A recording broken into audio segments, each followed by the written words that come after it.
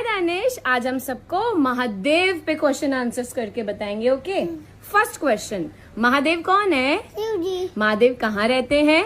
कैलाश पर्वत। महादेव के हेड से क्या फ्लो करती है? गंगा। महादेव के पास पावरफुल क्या है? ट्रिडेंट। महादेव यहाँ हैंड में क्या पहनते हैं? Blue gloves. महादेव को कौन सा साउंड सबसे ज्यादा पसंद है? ओम। महादेव का पावरफुल मंत्र? ओम नमः शिवाय। ओम नमः शिवाय। महादेव को कौन सा फ्लावर सबसे ज्यादा पसंद है? बिल्ली पटरा। बेल लीव्स, बेली पत्र। महादेव की फैमिली में कौन कौन है? गणपति बाप्पा, पार्वती जी, कार्तिकेय, कार्तिकेय, अशोक सुंदरी। अशोक सुंदरी। महादेव ने जब पॉइजन पी लिया था तो उनका ये नेक कौन से कलर का हो गया था? ब्लू। और वो पॉइजन कब पिया था? समुद्र मंडन के टाइम पे। समुद्र मंथन के टाइम पे। तो बोलो ओम नमः शिवाय। नमः पार्वती पते। हर हर महादेव।